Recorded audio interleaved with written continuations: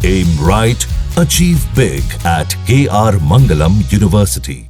चंद second बाद कैसे engine बंद हो गए। देखिए यहां पर जो आप देख रहे हैं कि कितने स्पीड की जरूरत होती है, यहां पर स्पीड के बारे में दे रखा है और साथ ही साथ यहां पर देखिए एक साथ engine 1 engine 2 cut off, fuel cut off हो गया, यानी कि जो तेल इंजन के अंदर जा रहा था वो कट ऑफ हो गया। कैसे हुआ और कुछ सेकंड में हुआ है। जैसे ही विमान ने टेक ऑफ किया, टेक ऑफ करने के कुछ ही सेकंड बाद देखिए कि यहां पर इंजन 1 और इंजन 2 में जो तेल जाता है, जो फ्यूल जाता है, वो फ्यूल बंद हो गया। क्यों? वो जो स्विच है, जो कट ऑफ स्विच है, वो कट ऑफ स्विच ऑन हो गया। उसके बाद पायलट्स के बीच बात हो रही है जिसमें पहले पायलट कहते हैं क्या तुमने फ्यूल बंद कर दिया, कट ऑफ कर दिया? तो उसने जवाब दिया मैंने ऐसा कुछ नहीं किया है। तो कम्युनिकेशन भी ये बता रही है कि वहां पर जो स्विच है जिसके जरिए फ्यूल को कट कर दिया जाता है इंजन में, वो किसी ने ऑन कर दिया। अब वो कौन था? क्योंकि एक तरफ पायलट पूछ रहे हैं दूसरे पायलट से, दो पायलट होते हैं, एक तो है कैप्टन, दूसरे थे उनके साथ को पायलट। अब जब कैप्टन जो फ्लाई कर रहा है वो सवाल ये पूछ रहे हैं कि आखिरकार ये फ्यूल किसने बंद कर दिया, फ्यूल जो जाता है स्विच का। तो टेक ऑफ के साथ ही दोनों इंजन बंद हो गए थे और दोनों इंजन बंद होने के बाद जो बातचीत सामने आई है उसमें एक पायलट, जो मेन पायलट है कैप्टन, वो फ्लाई कर रहे हैं, उनके साथ को पायलट है। और मान के ये चली कि कैप्टन ने पूछा क्या तुमने कट ऑफ स्विच ऑन कर दिया, क्या तुमने जो ईंधन जा रहा है इंजन के अंदर उसे बंद कर दिया? तो जवाब आया मैंने ऐसा नहीं किया। और उसके बाद क्या हुआ, महज करीब 2.5 मिनट का पूरा शेड्यूल रहा था। आप देखिए कि पायलट नंबर 1 कौन थे, सुमित सबरवाल, तुमने इंजन क्यों बंद कर दिया? करीब 15,000 घंटों का इनको एक्सपीरियंस है। इसके अलावा क्लाइव कुंदर ने कहा कि मैंने इंजन बंद नहीं किया, यह भी एक्सपीरियंस है। करीब 3,000 घंटे से ज्यादा का फ्लाइंग का इनको भी एक्सपीरियंस है। तो ये दोनों पायलट थे, कैप्टन सुमित सबरवाल और साथ में उनके को पायलट क्लाइव कुंदर। दोनों के बीच यह बातचीत हो रही है। अब यह सोचिए कितना भयानक है, कितना हैरान करने वाला है, अद्भुत बात है कि दोनों पायलट आपस में बात कर रहे हैं, पूछ रहे हैं जैसे ही टेक ऑफ हुआ क्या तुमने इंजन बंद कर दिया? दूसरे जवाब दे रहे हैं मैंने इंजन बंद नहीं किया। तो फिर इंजन बंद कैसे हुआ? अब यह सबसे बड़ा मुद्दा होगा कि इसको कैसे सॉल्व किया जाए।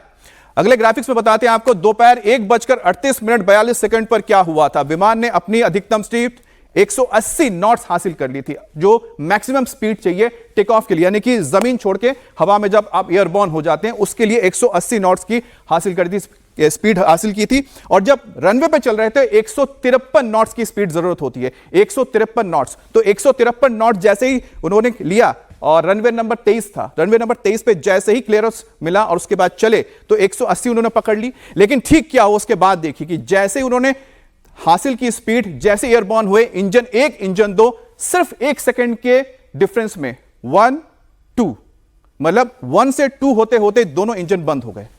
जस्ट सोचिए कि आपने जैसे ही अपनी गाड़ी ऑन की, जैसे ही आपने गाड़ी को एक्सीलेटर दिया, आगे बढ़ाया और जैसे ही आपने गाड़ी चलनी शुरू हुई और अचानक सेकंड बाद गाड़ी बंद।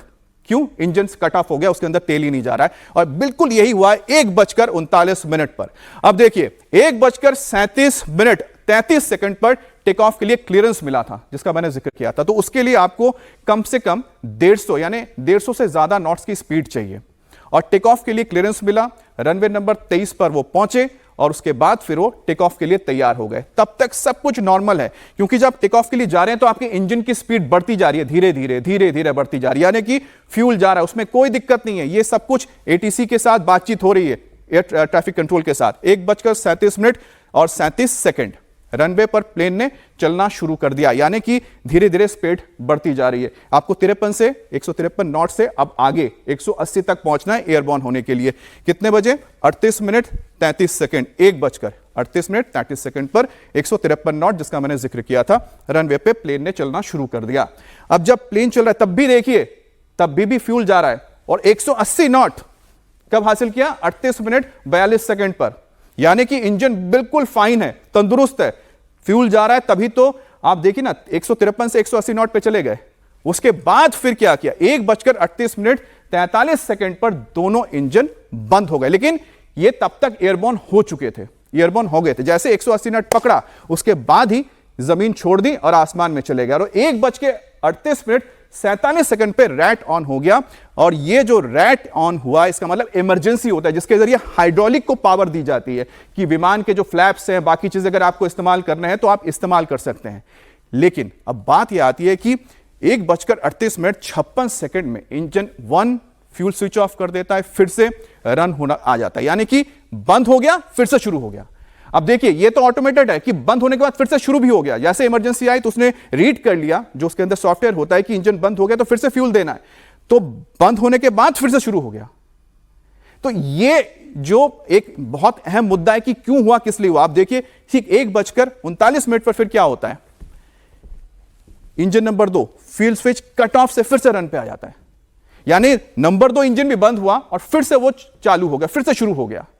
तो मतलब साफ है कि बहुत सेकंड्स के अंदर ये दोनों चीजें चल रही हैं। और उसके बाद दोपहर 1:39 जो आप कह सकते हैं कि सबसे भयानक वक्त था, जब मेडे का कॉल आया, मतलब इमरजेंसी है, उसके बाद ये प्लेन क्रैश हो गया। अब टोटल टाइमिंग देखिए, करीब 2 से ढाई मिनट का वक्त था। सिर्फ 2 से ढाई मिनट के वक्त में यह पूरा हादसा हो गया, क्योंकि जैसे ही विमान ने क्लियरेंस मिलना, उसके बाद वो रनवे पे आया, फिर उसने टेक ऑफ किया, टेक ऑफ करने के बाद क्रैश हो गया। इसमें पूरा जो टाइमिंग आप देखेंगे तो सिर्फ 2 से ढाई मिनट का लग जाता है। 2 से ढाई मिनट के इस वक्त में जो सबसे महत्वपूर्ण हिस्सा था वो सिर्फ और सिर्फ चंद सेकंड का था, जिस चंद सेकंड के अंदर इंजन स्विच ऑफ हो गया, फ्यूल जिससे जाता है।